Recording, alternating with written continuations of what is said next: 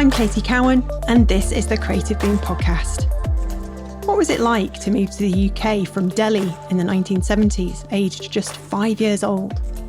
For Gush Mundae, he felt that as an immigrant, he was never invited in, so admits it was a real hustle from the very beginning. Hip-hop was just emerging in Britain at that time, which he became obsessed with, along with all the associated culture like graffiti art and sneakers. Gush admits the street art got him into a lot of trouble with the boys in blue and rival gangs. But it was his art teacher who encouraged him to take that passion for art to explore graphic design and consider a respectable career in the creative industry. So, in 1998, Gush took the plunge and founded Bulletproof using £2,000 of his personal savings. Today, Bulletproof works with the likes of Cadbury, Football Association Wales and Soapsmith, from studios in London, Amsterdam, New York, Sydney, Singapore and most recently, Shanghai. Describing Bulletproof as his life's work, I was eager to find out more about what he's been through, the blood, sweat and tears, the big lessons and the bold moves.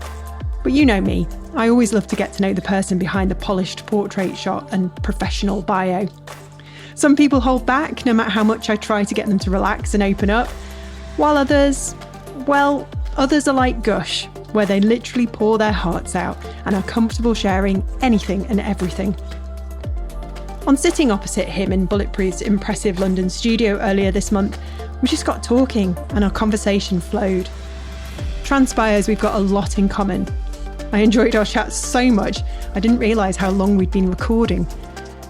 It's why episode 78 is our longest to date, a whole 90 minutes, I think. From racism and Brexit to hip-hop music and design, from overcoming childhood traumas and growing a global agency to adapting to the world today, Gush Mundae reveals all. Stay with us. Wouldn't it be fantastic if we could turn our iPad into a drawing tablet by mirroring our favourite desktop apps? Astropad Studio is an app that does just that. It's a clever solution for professional artists designed to give the flexibility of an Apple Pencil combined with the full desktop power of software like Photoshop and Illustrator. Trusted by leading design agencies and animation studios around the world, millions of artists rely on it whether they use a Mac or PC. If you're ready to take your creative workflow to the next level, you can start your 30-day free trial of Astropad Studio today, plus save 10% on your first year when you enter the promo code BOOM at checkout. That implies to whether you opt for a monthly or an annual subscription. Visit astropad.com to get started.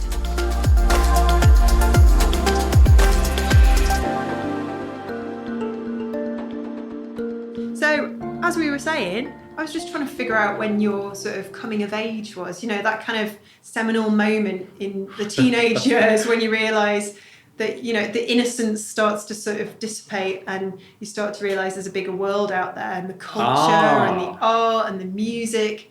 So when was your sort of coming of age? There was a definite moment when I was 12. Yeah.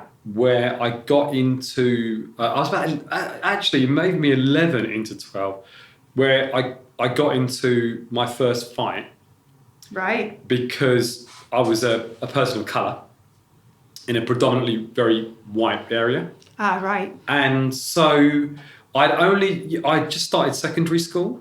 Okay. So that's why I'm trying to make the correlation. And that's where I realised that I was a lot physically stronger than maybe I'd imagined. Yeah. I was a bit more grown up, and because I didn't have an outlet to talk to about it, it wasn't these things weren't discussed, right? We didn't talk about, how certain situations made you feel. Not in what 1983, should we say? No. And so I had a choice of, it was that fight or flight moment. Yeah. And whereas previously, I think maybe even the year before, I'd had lots of experiences of this and I'd flown. On this occasion, I chose to fight. And that changed everything. Wow. So I can still remember, even thinking about it now, I'm getting quite hot, I'm getting quite warm. I can tell. And it's like, and so that just never, I can remember. Funnily enough, weirdly, I now live about 300 meters from where that happened. Gosh. Where that event happened. And for years and years and years, I would never go to that. I would. It was by a graveyard. Right. There's a very sort of it's a very nice walk actually by a graveyard, and it was towards the end of there, and there was 2 kids on a wall, and they were probably 3 or 4 years older than me. Which when you're a kid. Yeah. When you're like 11, 12. Of course. When someone's 15, they are like sizably, aren't they? They're it's scary. like they're like full of grown man, and you feel like a boy.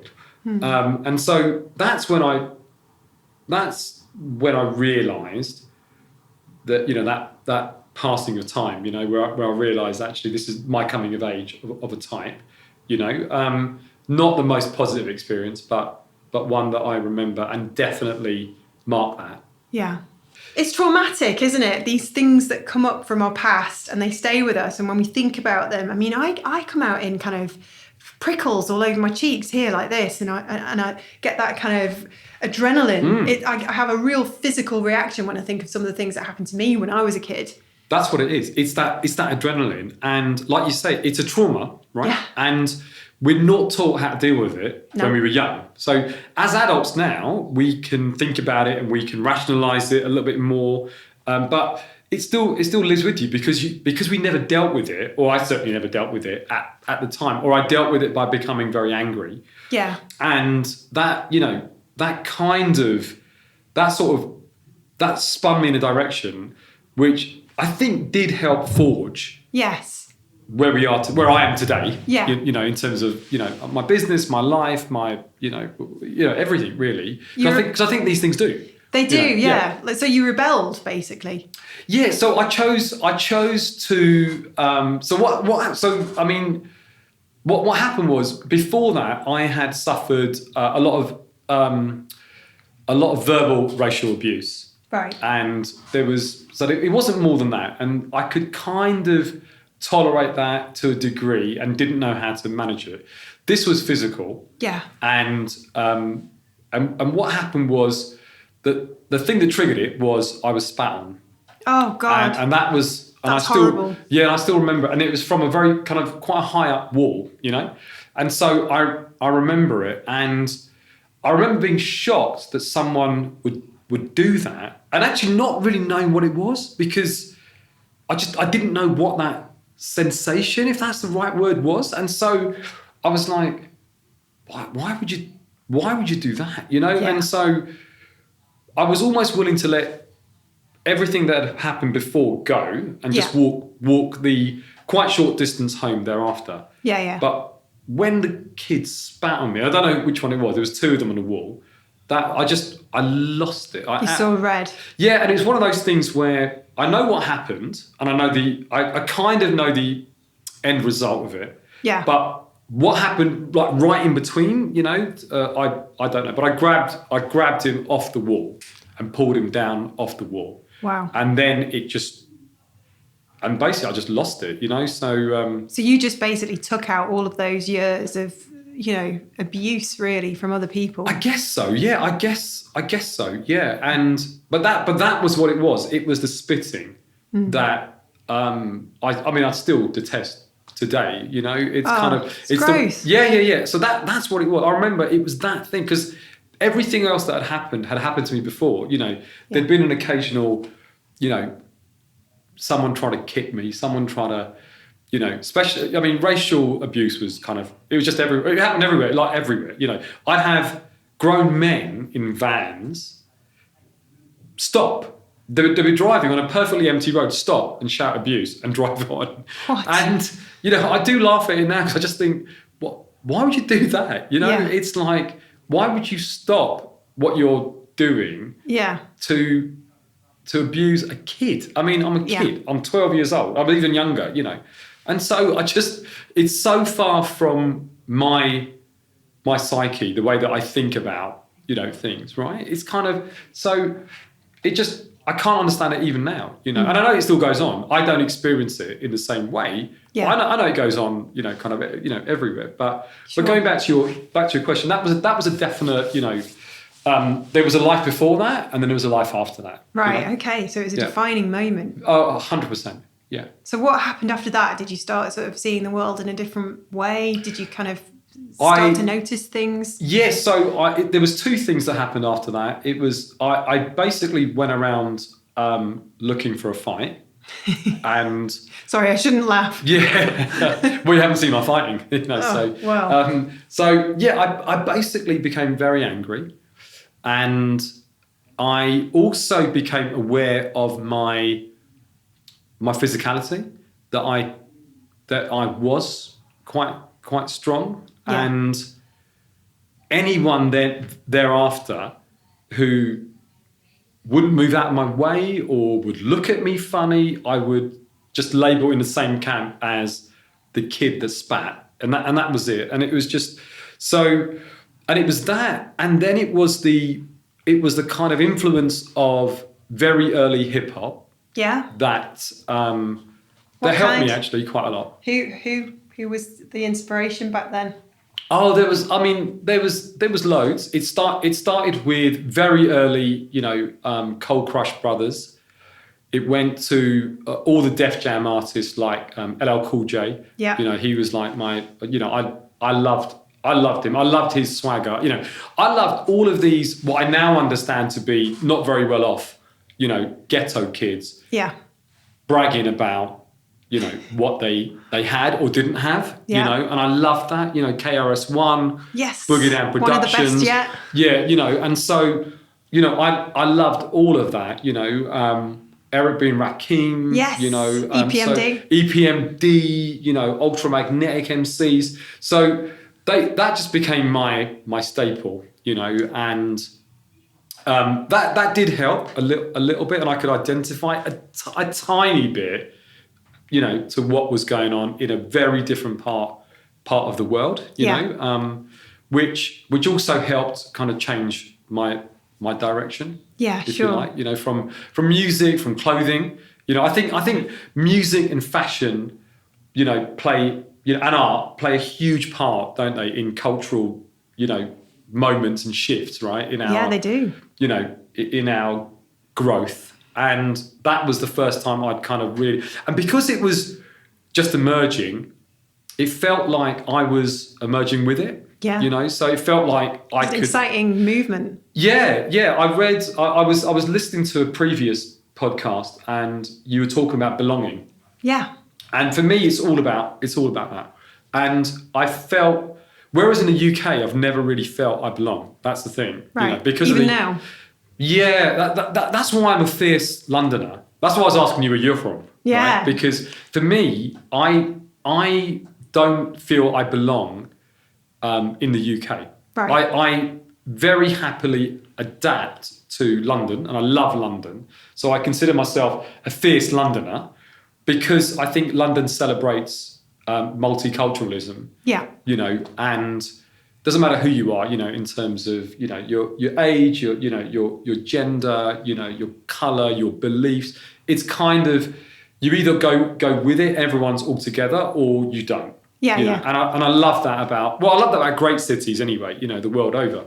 So I consider myself a Londoner, but I don't consider the UK as kind of home, really, because of what happened. I think, I carry that with me, and because I wasn't born here, I don't feel that belonging to, here, if you like, Sure. Not that I feel I belong in India either, where I was born in Delhi.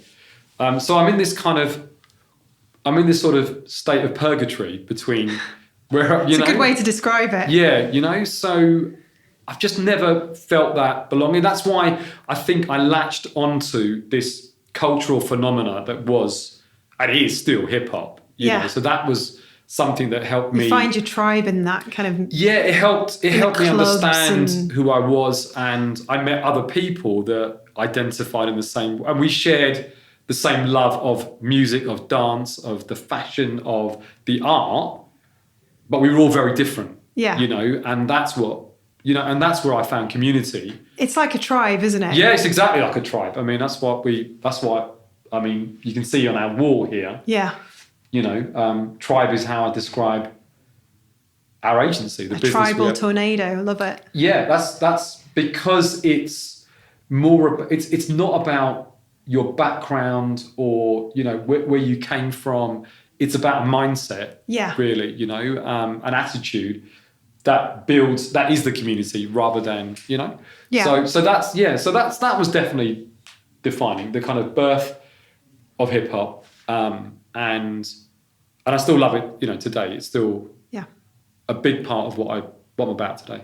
Yeah, I'm a big hip hop fan as well because it was the mid-90s when it was all sort of my kind of coming of age. So and then thereafter it was jungle and then drum and bass and I found like a community and tribe by going to all the clubs all over the UK. Yeah. And that's where you sort of group together and that would be your sort of weekly moment where you felt you belonged. Yeah, definitely. Yeah. I mean, 100%. I didn't do. It's funny. I didn't make. A lot of people made the transition from early hip hop into like you're saying basically acid house and then into various other dance and more progressive music. I stayed with. You're a purist. Not a purist. I'm just I'm just sort of a bit stuck in my ways, I think. And I think hip hop is so fresh, right? It changes all the time that I never needed to change. There was always, just when I got bored of something else came out. New artists came out, or suddenly there was a female MC, and I was like, wow, she's incredible. And then it changed again, and then there was a Southern MC, and then suddenly there was it never bored me. It never got to the point, and I get bored very easily with things. So it just held my attention, and then I kind of went back as well. Yeah. I think we do. I don't know if you do this, but I do this thing where when I do get bored of a certain time of a music, or in music, I go back to what I loved. Yeah, and that helps me reignite my passion for music today. Yes, and so I did that. And so just when I got bored, I went right back. Yeah, and I love that about music. Yeah, so, me too. I've got a younger brother. He's about 7 years younger, so I'm always like, just come on,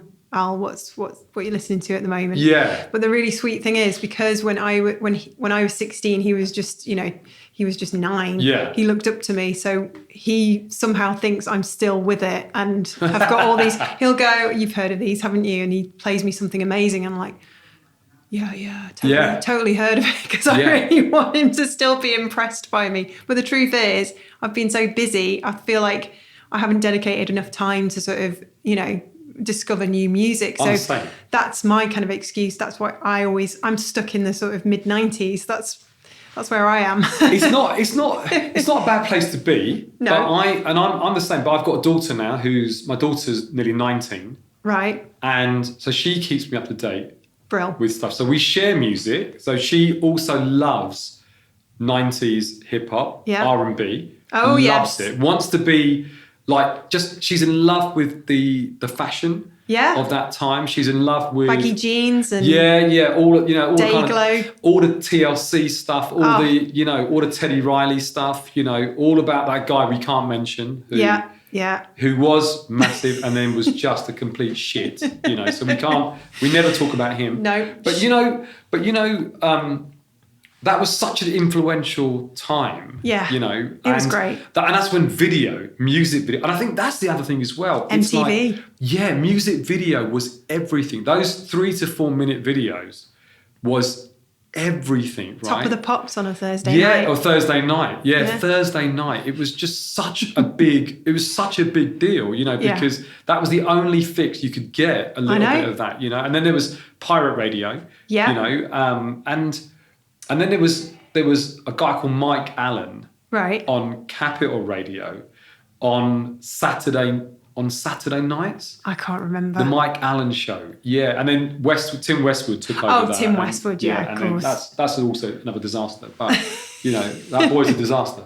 But, so, because we couldn't because it's difficult, isn't it, explaining that today, if you want to download a video or you want to watch a video from the 90s, you just Google it, right? Or you just, you whack it. But we had to wait We had to wait for that, you know. So, and the TV would sort of say, oh, you know, Michael Jackson's sort of new videos coming out. I remember. And then we'd be all glued waiting. I remember when Thriller came out. Oh my goodness. I remember when Thriller, and I stayed up for it. Did you? And it didn't disappoint, man. It's incredible. Disappoint. Yeah, it didn't. And then I went to Our Price.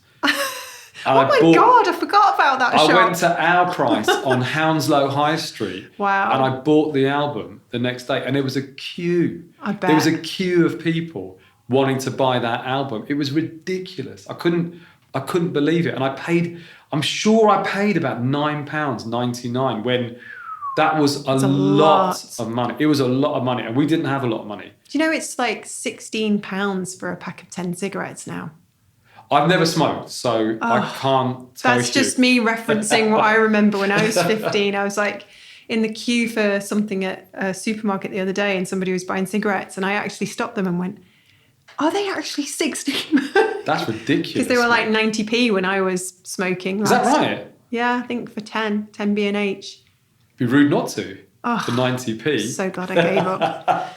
That was a bad habit. Yeah. Definitely. So, but yeah, I remember, you know, that, and it was sort of disproportionate, wasn't it? In terms of, so things like vinyl, it was so expensive, you know, really? Especially American import vinyl. Oh God, yeah. Did you go around the record shops on a Saturday? So all I did was drag my then girlfriend, now wife, around all of the shops in Soho.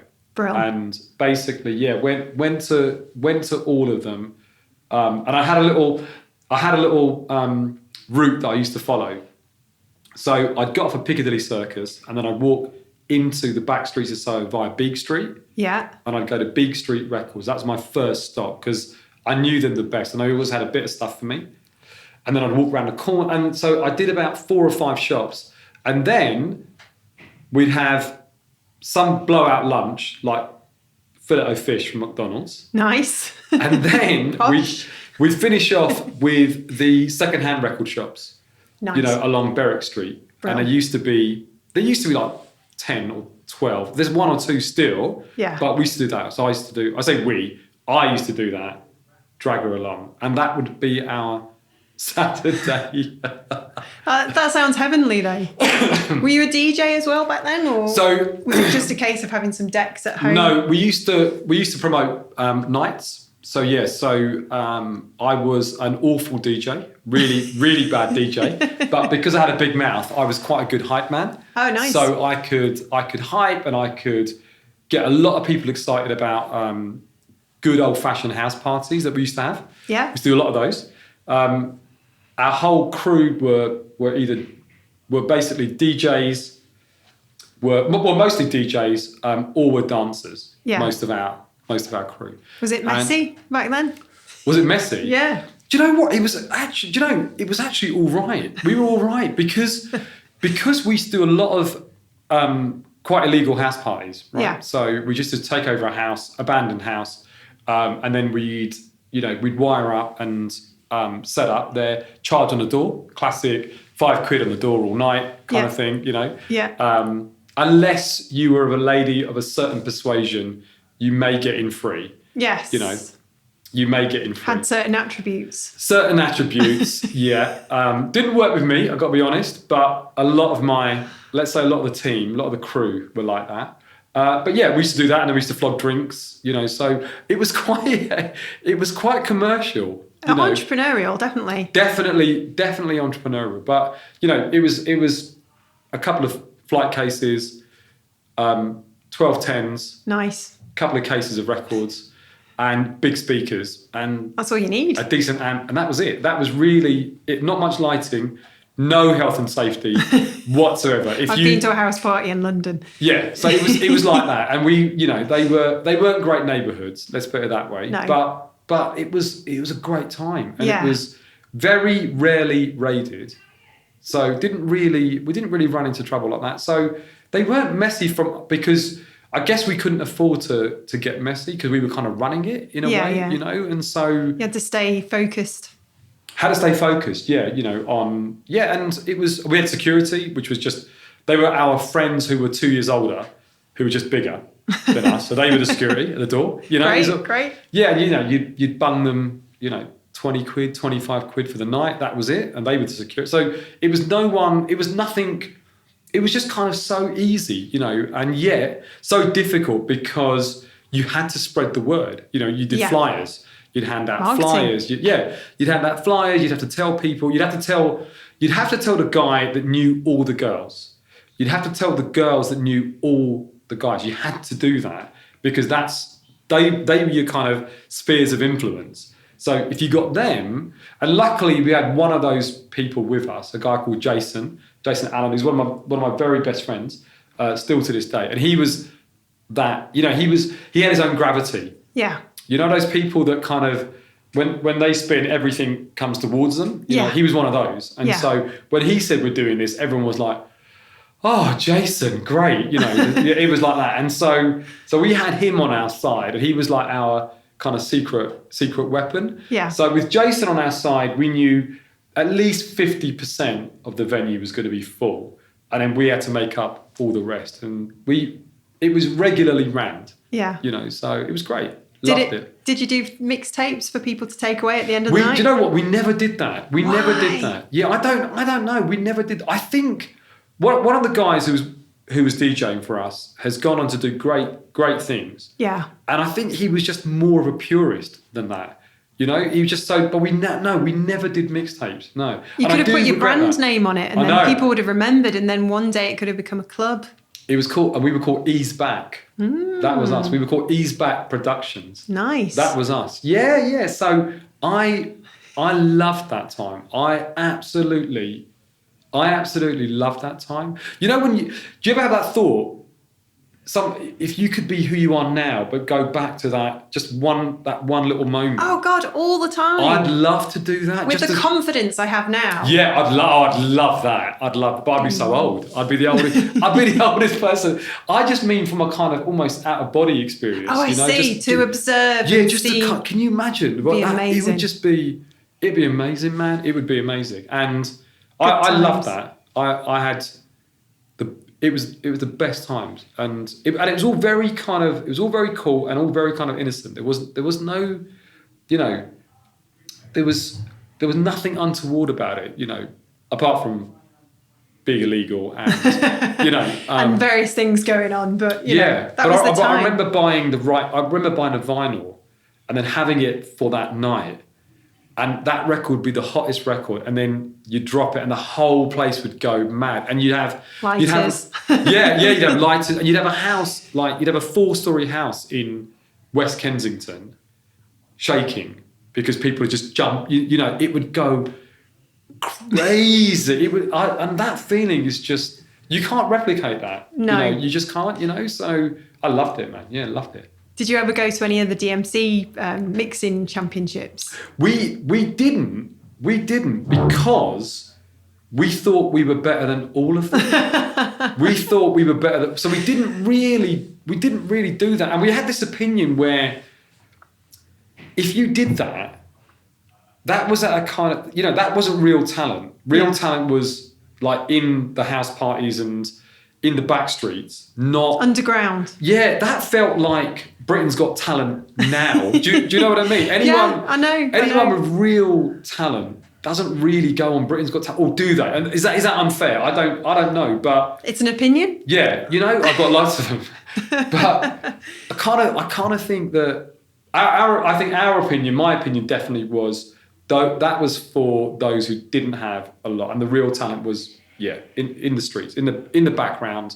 You know, that was underground, where people really came to see you, where your name meant everything. Yeah. And that was special, man. Yeah. It was magic, wasn't it? I don't think really that I think it's gone. I think there'll obviously still be sort of, you know, similar parties. Yeah. But I think that kind of era is just not there anymore. Everything sort of became commercialised after that, didn't it? They made it safe. They sort of they took the raves and the sort of illegal parties and turned them into these big super clubs. And then I guess some of the magic kind of got a bit lost somewhere along the line. And I did a few of the clubs. I did a few. We did a joint in Sheffield called Shindig. Yeah, I remember Shindig. Do you remember Shindig? We did that. And we did the very early cream stuff Yeah. in Liverpool. Yeah, I went there a couple of times. Yeah, very, very early on. We did that. And that was magic. That felt... The first time I went to cream felt unreal. It was... It was a good club. Yeah, I could... Because it was like nothing I'd ever experienced. Because, we were from basically warehouse parties and house parties, really. Yeah. So this felt like something we'd never, and it was just a bunch of mates who decided to drive up. It was a long way for long way, for Liverpool. us Southerners, Yeah, to definitely. drive up for a night. Yeah, it is. For a night to rave and then come back. Yeah. It was a long. So, but I remember that feeling quite amazing. But I think you're right. Yeah, I think those days are quite firmly gone, or have just changed. Right? They've just. Yeah. I guess they've just progressed, or... How did we arrange to all get together when we just didn't even have mobile phones or social media or, it's mad, isn't it? It was word of mouth. It was pure word of mouth. Or like using the landline when your mum and dad weren't around. But you use the landline like once or twice. Yeah, that or was go it. to the phone box up the road. Yeah, up the road. That's it. Yeah, you got a you got your 10p's out. Or later on, you got a BT card. Do you remember? I remember the BT cards. Yeah, you got phone cards. Yeah, but that was it. That was it. There was no. And the first gig we ever did, we did it in Isleworth Town Hall, and we were 16 and a bit. Yeah. And we had to get my mate Jason, his sister, who was 3 years older. Yeah. To basically sign the venue. Because we were too young. So she had to sign the venue form. Brilliant. Because she was over 18. That's so great. we were too young. Yeah, it was great until they had a sound sensor that kept cutting our music off. Oh, for goodness sake. One of my guys got up and basically got onto someone's shoulders and smashed it off, and then until we were allowed to, so we carried on, and then we got a bill for criminal damage, and then she got the bill. Yeah. And freaked because it was under her name. Oh. So, and because it was a council building, they threatened, oh gosh, legal action, and she absolutely panicked. But it was fine. So all the money we made that night went to pay the damages. But it was an absolute blast and worth the... But it was the experience, man. Yeah. So what I remember about that is we were outside the town hall. We'd set everything up and it was empty. And this was about 8 p.m, right? Because remember, we're 16. We're 16 at the time, right? So about 8 p.m. and it's empty. Amazing. And literally outside, 2 buses came on opposite sides, and the whole of the 2 buses emptied out to get inside. and it was, honestly, it was, there's that very famous scene in Tokyo at the Shibuya Crossing, which I've been to, which is nuts. Same. It is like that, right? It really is. There's no one, then everyone builds up. Yeah, yeah. And then you look at, and then there's like, and then they all cross. Yeah, right? yeah, it's brilliant. It's my mini version of that. Yeah. These 2 buses, old-fashioned double-deckers, pulled up, almost kind of synchronized. Yeah. On the left and the right-hand side, and the entire bus poured out. Brill. On both sides. And then the venue was almost packed. And then by the end of by about an hour later, we had queues, you couldn't get in, and it was brilliant. But that was our first gig that we did. And we loved it, man. I loved it. I can see your eyes lighting up when you talk about those days, Yeah, I love it. It was just because it was the Wild West. Yeah. You could kind of do what you wanted to, right? And there wasn't really any cameras. There wasn't really, and it was I think of it probably very through rose-tinted glasses as being quite an innocent time. Yeah. Because there wasn't social, there was no one taking shots of you, inside, doing stuff you shouldn't be doing and then posting it on social media. There was no one falling down the stairs and someone, instead of helping you, taking shots of you falling down the stairs and then posting. It wasn't like that, man. It was all kind of, you could go and be crazy. You could go and make a fool of yourself. You could dance in the street. It's exactly what it was. You could be free. And actually, I think a lot of the kids today, they don't realise like how kind of scary, and it's like we're in some sort of sci-fi, dystopian novel. Yeah. Where we're being watched constantly. I was in a restaurant just the other night, actually, down in London, and I looked up and there were 2 cameras above our heads, and I just said to my husband, Tom, I was like, London's doing my head in at the moment. And he's like, why? I thought you loved it here. I said, I do, but I feel like I'm just noticing all of the cameras that are everywhere. And like, if anything happened, if we cut paths at the wrong time, we'll be hauled into a police station. Yeah, and then you're watching yourself in the lift where you think no one's watching. Because like every time we go in the lift, there's music in the lift. And every time the door closes, me and Tom just start doing a little dance. Nice. So we'll be on there.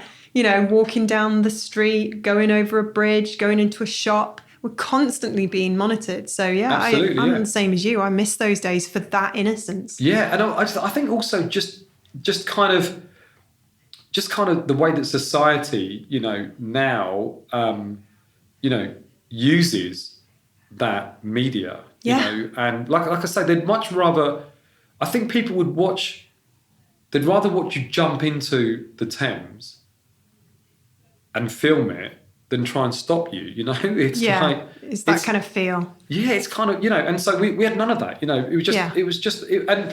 think it was the fact that everyone was just kind of, that was the highlight of their week or their month. So they were there to rave, they were there to party. That was it. Great. That was it. So no one was coming there for anything other than, basically it's kind of boys meeting girls, girls meeting girls, boys meeting boys, girls meeting boys, whatever, and right? A ton of people all coming together who, maybe it's different in London. You'd have had a different experience than I did, but up north and, growing up in a small town, for me it was brilliant because I was just suddenly thrown in with loads of kids that didn't look like me, and I thought it was marvellous. Yeah. And exciting and thrilling, and we were all there to sort of, dance to the same beat. Yeah, it may be slightly different, but the same, but it's the same essence. We're all there for the same one thing, and like I say, I think that's different now. It's a lot more complicated now, I think, and I think there's a lot of pressure now to kind of, you still had to look really good. You still had to like wear your latest this and that, but oh god, yeah. But there wasn't the same. I don't think there's the same pressure. I don't know, that there is now. What was the kind of trend for a while in the sort of mid-90s? Some of the lads were wearing things like they were wearing Timberlands and sort of slightly baggy jeans, and then there was always the kind of, I had a friend called Tay who's no longer with us, sadly, and he used to have long hair and tie it back, and he used to have immaculate like sweatshirts. And he was always brushing them with one of these wool cleaners. So we used to wear. So Chippy was a big brand. Yeah. Do you remember Chippy? Vaguely. Yeah. Do you remember those? Chevignon was a big brand. Yeah. And we used to wear the jeans with the pin roll. Yeah. You know that? So we used to pin roll them up. Yeah, I remember that. Like that. And so that was a big look. For me, I always went with trainers, sneakers. Yeah. That was my thing. So my thing has always been sneakers. So I had to always find the latest sneakers, which wasn't easy because there was about 2 shops in the whole of London that had them, and they weren't in great areas. So you had to basically, you took your life in your hands, really. Go with a bunch of mates. Go with a bunch of mates, or go at really weird times when you had very little chance of getting mugged or taxed, as it became known. Taxed. So there was that. So there was lots, of. I remember all the big sweatshirts and stuff like that, and I loved, I loved all that. I loved Chippy. I loved Chevignon.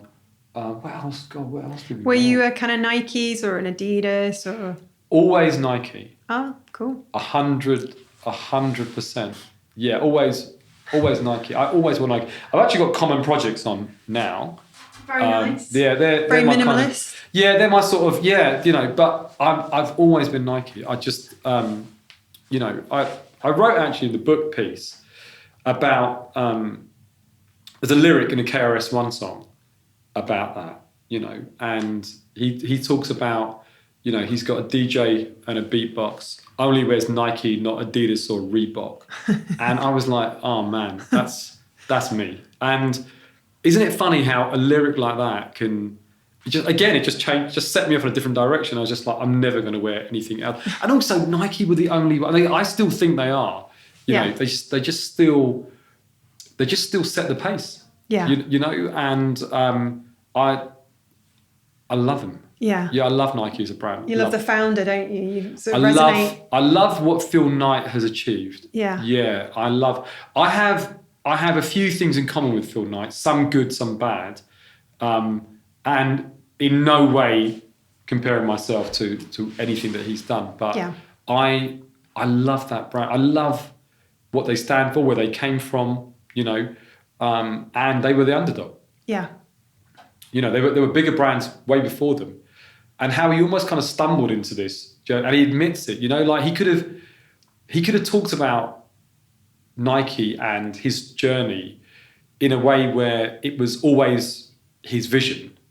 And it wasn't. So I love the honesty and the kind of humility with which he writes about it, you know, and the fact that he focuses on the very, very early days. And whereas if I was Phil, I'd just talk about Jordan, you know, I'd just be, you know, we did the deal that Adidas couldn't do, and that was it, you know, and so that was epic. Yeah, it was like, I mean, just a moment in time. Yeah. Right, that just changed your path forever, right? Biggest sports person in the world. Yeah, I mean, do you think at that time? Yeah. Yeah. Okay, because for me, Ali is, you know, transcends. Of course, gosh, transcends all of that. I'm watching a documentary on him at the moment, actually. Oh, really? I love Ali. I love him. More, I mean, as a sportsman, you know, as a boxer, amazing, but more as an activist. A human being, you know, for what he stood for, what he went through, just his swagger, you know. I love Ali. You know, he's probably the only person outside of my father that I would consider not a role model, but truly someone that I would look up to. You know, you know, there's very few people like that. Very few people, And are you into boxing? Was boxing something you grew up with? Yeah, my father was massive into boxing, and I grew up watching great fights. I grew up in a time of really amazing middleweight boxers like Sugar Ray Leonard and marvelous Marvin Hagler, who was my favourite. You know, Roberto Duran. You know, and so it was an amazing time for boxing, you know. It's an amazing time for sport in general. But I love that, you know. And so I love heavyweights, but the middleweights at that time were just incredible. And then that made me want to learn about past greats in boxing and then follow it further, all the way to the, you know, Tyson Furies today. Yes. So how did you find the recent fight? Did you watch it? Did you? I did watch it. Yeah, I'm still a huge boxing fan. Yeah. You know, I really like him. You know, I am. He's a character, isn't he? I'm drawn to people with imperfections, shall we say? Yeah. You know, he's not perfect. No, and I like that, and he knows that, and talks about it, and so I like people with character. Yeah. Same. You know, I don't like anything that's perfect or you know, like just too. Well, it's too fake, isn't it? Too lovely, yeah, too beautiful. You know, maybe because with my face, I've got no choice. You know? Come on. But you know, I kind of look at it. But there's something about him that's bigger than the boxer. He's a great boxer. Look, I give him that. You know, he's a king. Look, all power to him. But there's something about truly great people that transcends their profession. You know, they stand for something a lot more, you know. And so with him, I'm drawn to him because of his character and his imperfection and what he's gone through. You know, it's kind of, you know, it's have you ever read about Patrice Evra? No. Patrice Evra is the most gifted footballer, but grew up in absolute poverty from, you know, a real street kid from, you know, the back streets of Paris. Right. You know, rough. You know, it's not Paris, beautiful, glamorous. You know, it's, you know, La Haine. You know La Haine? Oh, yeah, I love the La Haine. So it's La Haine. You know, it's like that. Yeah. So I mean, his story, and so Sound of the Police. absolutely.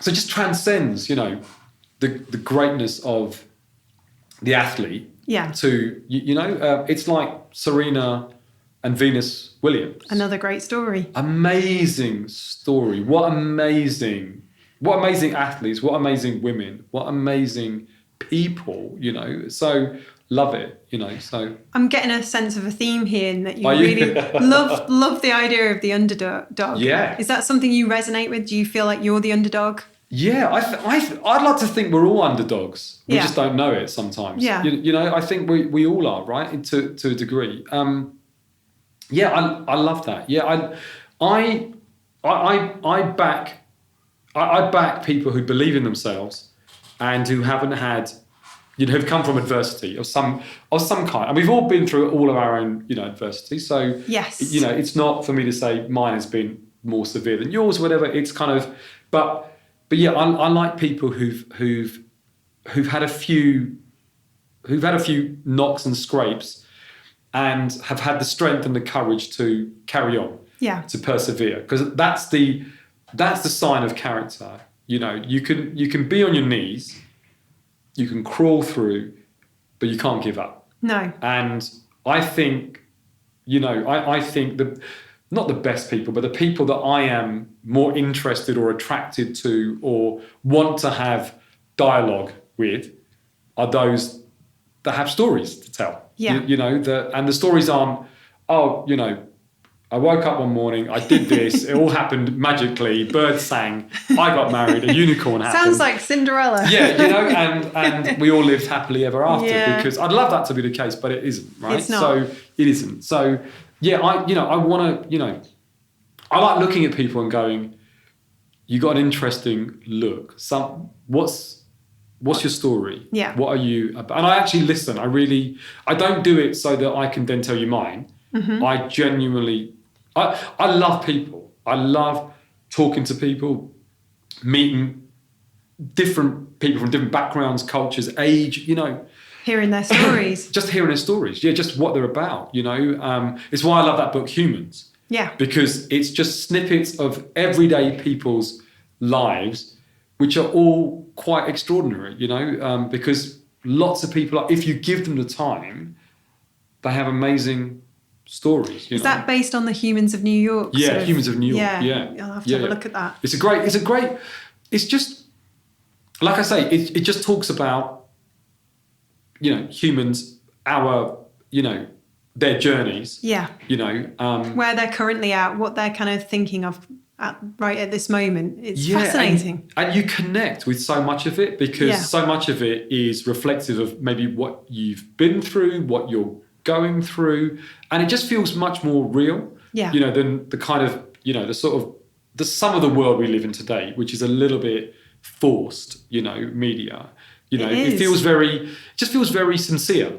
Yeah. And I love that, So do you think that forced aspect comes from the fact, the subconscious knowledge that we're all being tracked and watched all the time? We're sort of self-editing a lot without realizing. We are. But my issue with it is that we're bombarded with information. Oh God, yeah. But it's not knowledge that we're actually we're taking in, because what a lot of people aren't doing, and I'm definitely guilty of this as well, is as information's coming, we're taking snippets of it and using that as verbatim, right? Yeah. And rather than cross-checking it and actually, cross-referencing it, asking the right questions, digging a bit deeper to then make a considered valid opinion on something, we're just kind of accepting it. So we're sort of confusing information for knowledge, which is completely wrong. It's probably making us dumber, isn't it? Very much so. And, there's a great, I think there's a great exercise we can all do, which is, I still read the Sunday Times. I still read the Sunday papers, Sunday Times. And I like to do a little exercise where when I start reading it and I get to page 3 or 4, try and remember the headlines from page 1. Yeah. It's really difficult. Yeah. Because our memories, I think, are becoming shorter and shorter because we're expecting information to become smaller, in more and more small chunks, really. Yeah, so it's easier to absorb. Yeah. Because of the way that we are using media nowadays, right? Yeah. And so I find it really difficult to reference back to the headlines on page 1, the front page, when I'm at page 4, let's say. Mm-hmm. Because again, it's just, I'm not really absorbing it all in, And what I find terrifying about myself is I can read a horrendous, a piece of amazing journalism about something completely horrendous, like the war. Yeah. And then I can flip, and I can feel complete, sorrow and guilt because I feel I'm unable to help, and I don't like passive giving, so I'd want to be either. And then I can flip within minutes to, a sports story or something else, and almost not think back on it. And I hate that. Yeah. I kind of, I hate that I can do that, and I think we can move from really very serious, You're making a really good point, actually. I've never really considered it before, that actually back when we were kids, if something big was happening in the world, it was literally just either the newspapers or, the 6 o'clock news, Yeah. And that would be another thing you'd poise if you knew something big had happened. Also, remember CFAX? Yeah. That was the fastest way to get I remember CFAX, news. Yeah. It was. And so there was no 24-hour news. No. And so you had time to kind of absorb it. Yeah. And live with it and ask questions. Sure. And the Cold War, for instance, that we grew up under. Yeah, and also, our houses where we lived, our flats, they weren't bombarded with noise, all the time. And so, as the news happened, you absorbed it, and then you really thought on it, and then you had silence and severance from, lots of the noise that we've got today. Yeah. To really think upon it. And I remember teachers would ask questions about, and I went to a terrible school, but even then they'd ask questions about, so, what did you think of that? Are you okay with that? And so you were encouraged to sort of talk about, these quite monumental events, whereas today it's like, they happen, and there's this kind of, as important as these events are, it almost feels there's another media which wants to cover what the latest person from this soap is now wearing in Dubai, because suddenly, and I'm just like, who wants to know that? Who wants to know what so-and-so is now, what bikini she's wearing, and they how do. she's, but who? I mean, I think there's probably lots of people, right? I mean, there's probably millions of people, but I'm just like, how does that appear in the same, within the same sort of column inches, of my newsfeed? It's bonkers, isn't it? Isn't it? It's kind of, why is that news? Yeah. No disrespect to the No lady in the disrespect at bikini, all. because she'll be making good money from that. No disrespect, but as long as they're being nice about her and not saying, "Oh, look at her after having a baby." It depends on what page they're on, right? The media, right? That. But how is that possible? It's mad. And then that doesn't allow us to really, absorb the sort of magnitude, of something so horrendous, right? Yeah. And it just allows us to kind of move on to another, another story, and then 5 minutes later, you kind of, you've gone through a sort of wave of emotions, and then it's done. It doesn't feel real. If you're a professional artist with an iPad, you'll know only too well some of the limitations you face when trying to make your art. Astropad Studio is something that will definitely spark your interest. It's the ultimate iPad app that's designed to give the flexibility of an Apple Pencil combined with the full desktop power of software like Illustrator or Photoshop. Sound good? Well, there's a 30-day free trial of Astropad Studio waiting for you today. Plus save 10% on your first year when you enter the promo code BOOM at checkout. That applies to whether you opt for a monthly or an annual subscription.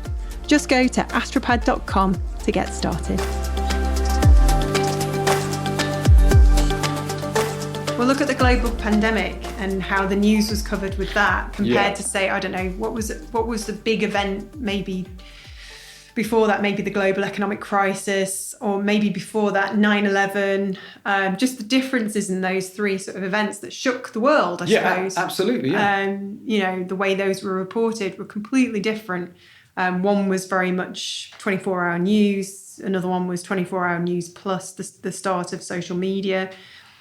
And now, I suppose the most recent, I mean, I find myself going to Twitter, first of all, to find out what's trending and what people are saying. If something's happening, which is just like, why am I on Twitter again?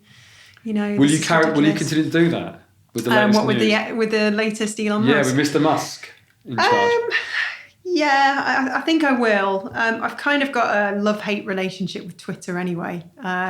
If it wasn't for Twitter, then I wouldn't have Creative Boom at all. Okay. Completely built a community organically. Yeah, amazing. Yeah. Which is awesome. And it was a really good tool when it came out. But I think it ruined itself probably when it introduced things like the retweet and the like, and then it became quite a different beast. Yeah. But I have noticed it's gone a bit quiet. Has it? Amongst the creative community, yeah. I wonder if people are just having a break. But we're not surprised, right? We're not. What I find quite interesting and slightly funny is people are outraged that Elon Musk has bought Twitter. Yeah. And I kind of look at it and go, but they're still on Instagram, and we've got Mark Zuckerberg. Yeah, we've got that. But also, this is what mostly these men have done for centuries. I mean, this is what they do. It's once you have ultimate wealth, what you really want is ultimate control. Right. That's what these generally men want. It happened. There was an Elon Musk 300 years ago with the slave trade who decided they could, control men and women. Yeah. And buy and trade them. Mm-hmm. Right? Yeah. Which is fucking disgusting. It's crazy. And so that happened then. And it wasn't that long ago that it was over, right? That's a shocking thing. And then you go, so I'm really not surprised. So when I hear everyone go, oh my God, I can't believe, I'm like, I can totally believe. I'm surprised he didn't buy it sooner. I'm just, and it won't stop there. It's like, and, he owns a lot of stuff. And he's probably got fingers in many, many pies. It's just, that's the nature of that type of individual, who I'm not interested in, You don't think his intentions are good then? I just think it's about, I think that when you have that much wealth, it becomes about wanting to control. Yeah. You want to control something like dialogue, which is huge. And it doesn't surprise me. I just don't love that idea, that notion. But I understand where it comes from. It comes from the fact that, very wealthy individuals, what they want more than money is power. Mm-hmm. And that comes through controlling. And it's been going on for centuries, since the world was built, really, And so it doesn't surprise me. And, I don't think, I'm quite surprised that everyone's outraged and shocked by it. Because I kind of go, really? You didn't? I just think that's going to happen more and more, But it's the same with people who are kind of outraged by things that they discover with these social networks, but they're still on Instagram. Sure. So sure. And, I do it myself sometimes, moan about the fact that my reach isn't as good as it used to be, and now I have to pay for it. But the problem is, you're getting something for free. I'm afraid there's going to be a price. Always. Data. No such thing as a free lunch, right? No, there's not. No, still the old adage still rings true. It doesn't. But it's an amazing. But it's what I find fascinating about Instagram is just how much it's advanced so quickly. I mean, it's an incredibly powerful shopping tool. Really, now it's a shopping channel. It is incredible. What you can, I not that long ago, I used to look at one pic, and because I think very visually, and I'm a visual person, because I'm not hugely academic, shall we say, I I love Instagram. That's my kind of platform. So I'm not really on Twitter. I don't really do Twitter.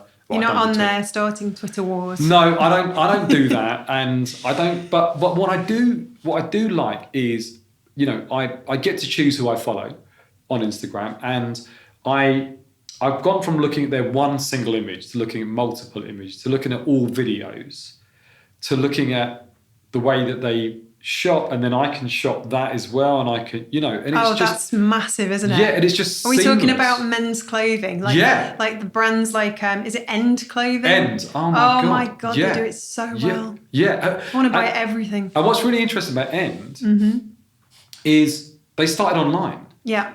And now they've got physical stores, whereas everything else is the reverse of that almost, right? It's kind of, it's like we had a great retail presence.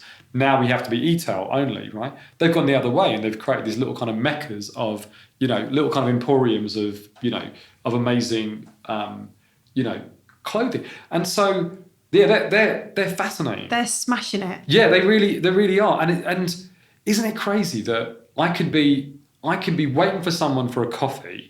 Yeah. And I have a quick look on Insta, right, which I do all the time. Same. A quick look, right? And 350 quid later. Got some nice new threads coming your way. It's... and you can pick them up the next day. Yeah, sometimes the same day, depending on where sometimes the same day. It's incredible. It is crazy. For, a kid of the 1980s and myself, the 90s. It is crazy. From a kid from the 1980s who never really loved the idea of shopping. Yeah. Didn't love walking into shops and asking for this and that. And so why? Again, I think it's just kind of uncomfortable with the whole kind of surrounding, and not really knowing whether I was getting the same welcome or treatment as the next person, Right. Again, through experiences. I've had that, I've experienced that. I've experienced racism, from a very, let's just say, shocking and honest perspective. And I've experienced it completely kind of passively and under the radar. And if there was a preference, I prefer it being open and honest. Mm-hmm. I prefer knowing where you stand with me straight, rather than you passively ignoring the little brown kid because you can't be asked, because you don't like him, or you think he's this or that or whatever. That's the thing that really fucks me off. It's that I don't mind if you want to say something to me, we can have it out. All right. Because that gives me the opportunity to either, take it, give it back, or move on. But that's my choice. But it's that passive, aggressive, it's that, and that goes on a lot. And I'm sure that goes on in many other parts of, our society in different ways, Yeah, it does. And so, but I'd much rather have it out, because then that gives me the opportunity to say something or not. So yeah. I can only resonate with being a woman. Sure. So the problem is whenever I sort of speak up and call it out, it makes me come across like an angry feminist, or you get accused of being an angry feminist. Which is completely wrong. Which then kind of like silences you again and makes you lack confidence in speaking up and out for yourself. So I can resonate in that regard. Yeah. I think that's criminal. Yeah. If that's how it makes you feel. I grew up with a very, very strong mother. Mm-hmm. She was definitely the matriarch in our family. She was definitely the one that... What's her name? My mum's name is Gush Mundae. And she's still with us, and she's an amazing woman, mum. But she does not take shit, my mum. She does not take shit. And she gives it. She doesn't take shit. And now, I've got an amazing wife. And I've got a daughter who's soon to be, 19. So, I've always been surrounded by strong female figures. Yeah. And I'd like to think I've helped nurture and grow one, because my daughter is very, I mean, she's amazing, but she's feisty, man. So, and I love that. So, and I'd hate her to feel like that. Yeah. I'd hate her to feel like, and I don't think she would, and I'd hope she wouldn't. No, but if she's had that good foundation and she's grown up strong and definitely got that confidence, then she should be able to. It's all about being able to just let it go over your head. What people think and say has no impact on you because you've got that strong foundation. Yeah, and I think also the ability to be able to talk about it. Yeah. And just someone to put their arm around you and say, it's okay. Yeah. It's okay. That is a massive thing, So, and I'll never let anyone say anything about, any of the aforementioned women, especially my daughter, because, I talk about this a lot. I wouldn't want to be a teenager today. No, God, no. Not with all the social media. No, I loved growing up the way I did. Even though I had a lot of trials and tribulations, I still have amazing friendships and very fond memories, and those things have shaped me, right? But I wouldn't want to be a teenager today. No, not too in much the way, pressure. Too much pressure, man. It's just, I don't know how they do it, honestly. I'd probably buckle at that. Yeah. And so I support, especially my daughter, Simi, in anything she does, and never let anyone, and me included, even as a joke. I never joke about this or that. I always just either gently support or greatly support. That's it. So has some of your experience and what we've been talking about, was that kind of like, would you say, some of the fuel to your flame and what kind of developed this? Because you've described Bulletproof as your life's work. Yeah, it is. And looking around this amazing office with the team that you have here, that must be kind of something that you sometimes sit back and go, gosh, but how much you've worked really hard to sort of build this, how much you've had to, dare I say the word hustle, and dare I say, have you felt like you've had to work extra hard? Yeah, definitely. Yeah, given who you are. And I feel some of that's me and my insecurities. Right. And I feel some of that is the industry. Yeah. And their perception of me and how to take me or not to take me. And so,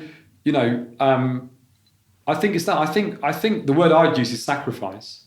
I've sacrificed a lot. I've sacrificed a lot of time away from people I truly love and care for to build this, because I didn't know any better. I didn't know any better, and I had, and I had no guidance of business. I started this when I was 26. So I had no idea what I was doing or what I was in for.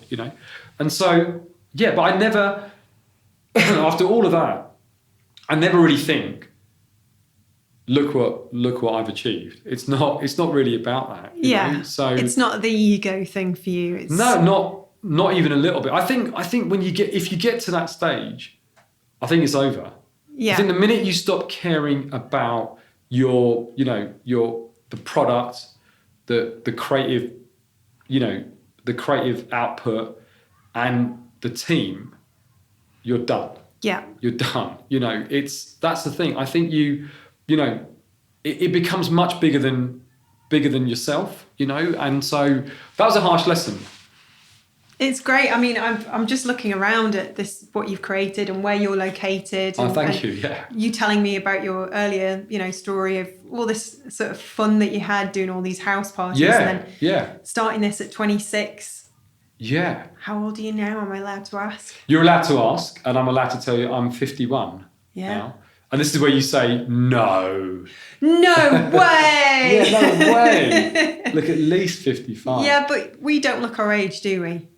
We've done quite well for two hard workers. I guess so. Yeah, I guess so. For sacrificing evenings and weekends and bank holidays. What bank holidays? Yeah, there's a lot of that. There was a lot of that, and I don't regret that. I don't have any regrets. I don't regret that. But I would do things slightly differently. Really? What would you do? I would not care so much about the notion that where's the next job going to come from. Yeah. That was always the insecurity that drove me. The scare. I didn't know what, and it was the not knowing, what was around. So it was just kind of working all the time. Yeah. To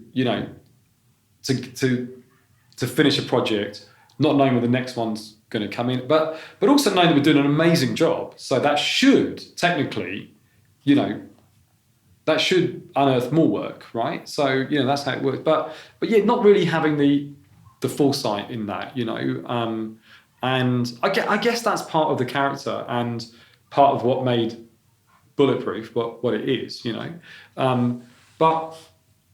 But that did I did suffer a lot with that. My health suffered. A few burnouts. Well, I got into hospital once, with a sort of a kind of a, well, as the doctors told me, it was a symptom of a pre-stroke. Blimey. And that was through stress.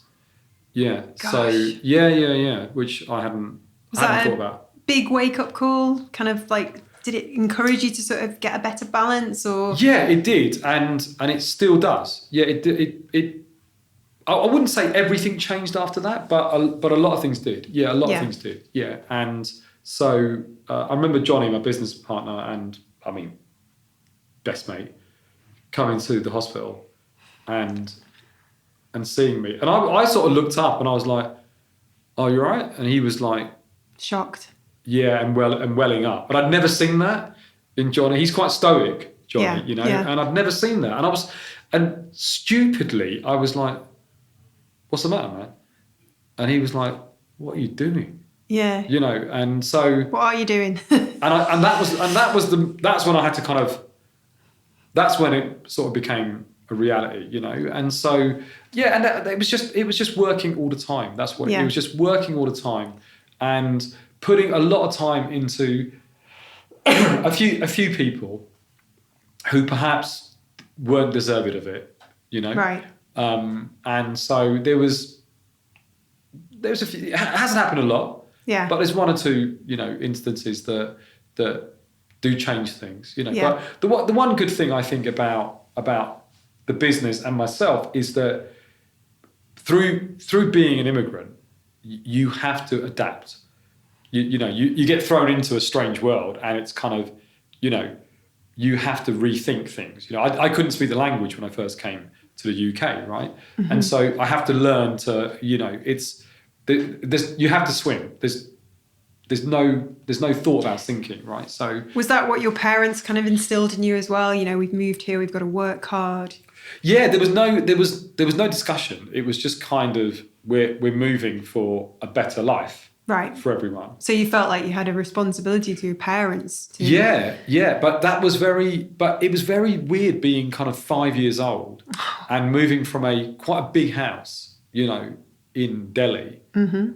to living in a room, mm-hmm. And like all four of us. My sister then at that time would have been about 6 months old. So there was sort of 3 beds and a cot, Yeah. You're a well-off family. Yeah. So we're like, I was like, this is crazy. We've gone from this big house with, a yard and, lots of rooms to we now live in one room. Yeah. And we have a table that folds out from the wall where I eat breakfast before school, And so even at 5, I'm trying to sort of make sense of that. Plus it's freezing. Yeah. I'm not used to it being so cold, right? So I'm like, plus it's freezing, plus I can't speak the language. Can you remember that at 5? Yeah. I mean, there are some small bits that I remember vividly, and most of it I don't. Right. But I remember having sugar puffs for the first time and thinking, what are these? These are amazing, amazing sugar puffs, right? Because I'm 5 years old and I've never had sugar for breakfast, basically. Yeah, right? no, God, we were terrible, weren't we? Yeah, well, I guess it's an American thing, but Yeah. but we did it pretty well over here as well. Cocoa Pops and Yeah, Frosties. So but sugar puff. I was like, oh my God, what are these? So never had that, and I thought so, and I think that. So there was that. There was, like I said, the cold. I remember the cold and feeling very cold. To the bone. Yeah, because I was used to a very hot, quite dry climate. Yeah. Nice. And I was used to, quite a few rooms. And then I just had this room that we all... And I quite liked that. There was something about it as well that I liked because we were all together. Yeah. It's almost that... I guess it's that sort of prehistoric, kind of almost sort of... going back to when we were essentially cavemen and women, right? There's something about sleeping, in a campfire commune, or it's safety in numbers kind of thing. So sometimes I bet with the gas fire on in the. Oh, we had that on, with no guard. Yeah. It was one of those, So we used to have a bath that we were allowed to have like once. I think it was like once a week. The landlady. Right. And it not with her. She, that's another podcast. Yeah. Maybe a counselling session. But I remember she'd let us go into this. She'd let us have a bath like once a week, right? Yeah. Because she was horrible. But it had the fire above. It had the heater above it. And you pressed the oh my God, the cord. Do you ever remember that? No. It was grim, man. I remember, and I just remember the cord, and you clicked it, and it would heat above. And now all I can think is if that thing ever fell off, you'd be dead. You'd be dead. You'd be dead instantly. Like dead. It was just crazy how the world was, but it was like no seatbelts. No health and safety. No health and safety, no seatbelts. Remember the playgrounds when we were kids? Oh my God, they were like... Those like deathly slides. Yeah, and it was all proper metal. Concrete. Yeah, proper metal, And so I had the added, worry of, mostly sort of skinheads that used to frequent a lot of the playgrounds where I grew up. God, can you believe the Weetabix adopted the skinheads as their kind of like, and me as an innocent, 3-year-old was in the Weetabix club and wore my T-shirt with pride. Yeah, well, I still have this thing about DMs. Oh my God, yeah, me too. I still have this thing with DMs because... Me too, cherry DMs. Yeah, for me, they are, they're a symbol of, I'm not being funny, of racism, of fascism for me. Yeah. I can't get over it. It's like I was just brought up in that, I don't have it, weirdly enough, I don't have it as much for a brand like Fred Perry. Yeah. I don't. Not that I wear Fred Perry at all. I've never bought Fred Perry. No. But I don't associate it so much.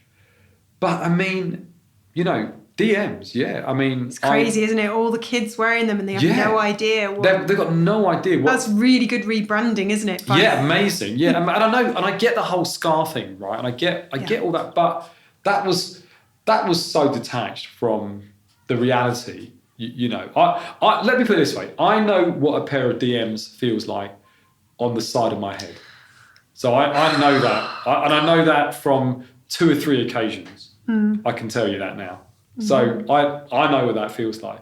I remember, that's what I mean. So playgrounds and stuff, yeah, they were death traps, but worse were the slightly older kids with shaved heads, God, it was a weird time. Yeah, it was crazy, that, and those fuckers could run. They could really run. They'd love a chase. They had a vengeance. Yeah, so we used to, hateful. We had to leg it, and so... And, so they were chasing us to try and just try and give us a kick in. That was and so it was just kind of again it's so alien to me. It's it's so alien just because I wanted to play in a pretty crappy concrete playground area. Yeah. At the age of like 10. It was just horrible. Yeah, it was just madness, so yeah. Do you think it's improved?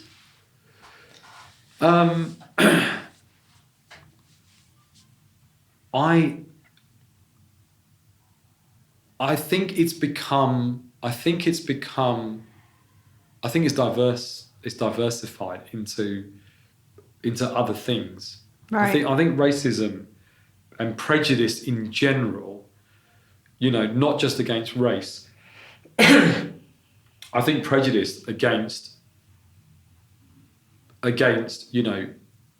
people who have a different belief system or stand for something different to you has become increased. In different. The world's divided, hasn't it? Yeah, and I think it's become smarter, and it's disguised itself as people who try and talk in a, either a nationalistic way with pride that makes you almost think, oh, they've got a point, have they? But they absolutely haven't. They absolutely, and so, and I think you've got these kind of quite. So I think they've disguised it and twisted it, and I think it's, You think it's hidden away? Yeah, and yet everywhere. Yeah. Yeah, and so and Brexit really upset me. Yeah. After all that time, after all of that, we chose to leave. Coming home on a plane, and I realised that it was the last time that I'd be flying. Right. As part of Europe. Yeah, right. And I was really upset, and it kind of just really hit me because I think it hadn't really I hadn't processed it until that point. And I was, from the point of view, oh, right, so now we have to we can't move freely around this lovely big space. I know. Look at all the kind of, businesses that we've been working with over the years in all over the place. And now we have to well, what now? What do we have to do? Do we have to get a visa? Yeah. And it was just, from that point of view, really sad because I felt like we were coming together. Same. And again, I love that. I love the fact that I'm all about communities joining together. Yeah. Not segregation. But it feels like we've regressed. Yeah, it feels like massively. We've gone back 30 years. Right? Yeah. It just feels, well, for me personally, it makes me no longer want to live in the UK. And I love London, as I said, but it makes me no longer. I know it's controversial to say, but is it fair to even point out that maybe London is its own country? Yeah, definitely. Yeah, definitely. It definitely is. Or look, I know it's sort of controversial and a bit unfair, but I think it is. But it's representative of great cities. New York feels like its own country. Yeah. It doesn't feel like, New Yorkers are their own tribe. Yeah. And I love New York. I love the energy of it. Love New York. And so it feels very different to what I've experienced of the rest of the US. And I've experienced quite a lot, especially with work. But it feels like its own country. It feels like, so, and I think some of the best cities have that kind of appeal. I don't think it's right or wrong, but yeah, London feels like that to me. But it's the first time I've ever felt that, that feeling of not belonging has come back up to the fore again. Mm-hmm. And I'm thinking, I've got a young boy now, and I'm thinking, what's the best for us as a family? As my parents thought coming to the UK in 75 was the best thing for us, I'm kind of at that precipice now, thinking, what's the best thing for my family now? And I'm coming to the conclusion, as is my wife, that our future doesn't lie here. And I think Brexit has been a massive part of that for me. It really upset me, Brexit. Really did. From a business perspective, from a human perspective, and, as a person of colour who's always struggled to kind of belong, I think it's just set us back. Yeah. And I don't think we are going to understand the true effects of what it's going to do to us from a societal kind of perspective, let alone economic, for years just yet, because we're also going through many, a lot of other shifts, should we say, right? So, Massive you know, shifts. yeah. So I don't think that's going to become clear just yet. I think if we hadn't gone through the pandemic, it would be clearer already. Yeah. But yeah, and I don't think we're better off for leaving. That's my. It's a personal view, I know, but it has made me rethink my future here. Okay. I just realised we've been talking for an hour and 22 minutes. You're just so interesting to talk to, and Okay. yeah, I apologise for running That's on all for right. so You sound long. surprised. Yeah, no, I am. Are you? Okay. Yeah. The best conversations are ones when you don't realise how long you've actually been talking. And I'm looking at it. Have we really been talking for that long? Have we got anything good though? Well, I don't know. That's up to the audience. I'm personally fascinated. I really enjoyed chatting with you. Same here. I loved it. Yeah, Yeah. I loved it. I never knew you were a raver. And A raver, a hip hopper, Yeah. junglist, massive. yeah. Do Yeah. you like grime? I do like grime. Do you? Yeah, Enjoy, yeah. I'm unfamiliar with it because, like I said, I've just become such a work, obsessed weirdo for the last 20 years. I've kind of out of touch with music, Yeah. but I'm starting to I'm at that sort of stage in my life where I'm like, okay, maybe I need to sort of like try these other things out, and I'm going back to festivals again, and I'm going. Are to you? Yeah. Nice. Got a camper van, so I'm starting to get back out there. That's and very cool. Yeah. that's a nice way to sort of discover new stuff. But, Yeah. I'm really. I couldn't give you so specific, right? No, my daughter's really into grime, and I love it. Yeah. Honestly, I love it. It's Stormzy grime. Yeah. Yeah, so obviously I love Stormzy. Yeah, of course. Everyone loves Stormzy. Yeah. Yeah, everyone. But loves he's like, the name everybody knows. Dave, I yeah, feel like I need to make more of an effort. He's a reference point. Yes. Yeah. I need to sort of get to know some other artists. You do, but he's great, and he holds his own. Yeah. But it's that thing again where. I like Children of Zeus. They're in Manchester. Okay. Have you heard of those? No, I haven't. No, okay, no, look them up. They're kind of nice, chilled R&B hip hop. Okay. All right. They're quite new, so I'm quite proud that I know that. Yeah, I like that. I just like how it's really. I just like any music that's really honest. Yeah. And for a long time, British hip hop was trying to be American.